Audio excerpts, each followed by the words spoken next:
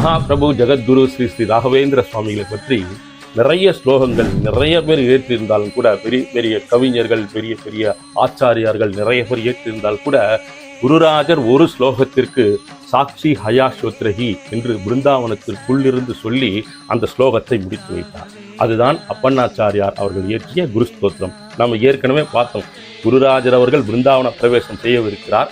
அந்த காலகட்டத்திலே, அந்த நேரத்திலே அவருடைய ஆத்ம சிஷ்யரான அப்பண்ணாச்சாரியார் உடன் இல்லை, தேச சஞ்சாரம் வெளியே சென்றிருக்கிறார், அவர் கோயில் ஸ்தலங்களுக்கு சென்றிருக்கிறார்.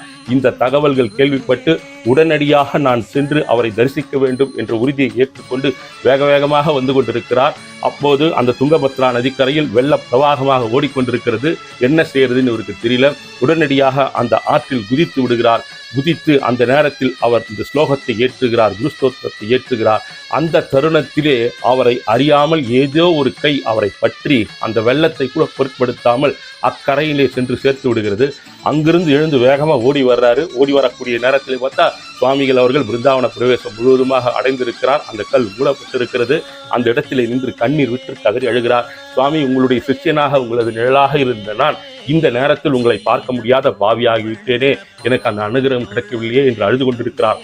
அந்த நேரத்திலே மகாபிரபு ஜெகத்குரு ஸ்ரீ ஸ்ரீ ராகவேந்திர சுவாமிகள் பிருந்தாவனத்திற்குள்ளே ஹயக்ரீவர் பூஜை, ஹயக்ரீவர் ஸ்தோத்திரத்தை ஜபித்துக் கொண்டிருக்கிறார். இவர் வந்து அழவும் அவர் உடனடியாக சாட்சி ஹயாஸ்வத்ரஹி என்று பிருந்தாவனத்திற்குள்ளிருந்து சொல்கிறார். என்னன்னா, அப்பன்னா நீ இதுவரை சொல்லி வந்தாய் அல்லவா, என்னை பற்றி குருராஜரை வணங்கினால் இது கிடைக்கும், இந்த வாழ்வு அமையும், சுபிக்ஷ வாழ்வு மலரும், கஷ்டங்கள் தீரும், துன்பங்கள் தொலையும் என்று என்னென்னவோ சொல்லி வந்தாய் அல்லவா, அவற்றுக்கெல்லாம் அந்த ஹயக்ரீவரே சாட்சி. நீ சொல்லி வந்த அத்தனை பெருமைகளும், அத்தனை ஒவ்வொரு வரிகளுக்கும் அந்த ஹயக்ரீவரே சாட்சி என்கின்ற வகையிலே சாட்சி ஹயாஸ்வத்ரஹி அப்படிங்கிற வரியோட முடித்திருப்பார். இந்த ஸ்லோகத்தின் ஒவ்வொரு எழுத்துக்களும் பீஜாட்சரங்களாக உள்ளது. அந்த அளவுக்கு மகிமையும் பெருமையும் வாய்ந்தது இந்த ஸ்லோகம். நிச்சயமாக நீங்களும் முயற்சி செய்யுங்கள்.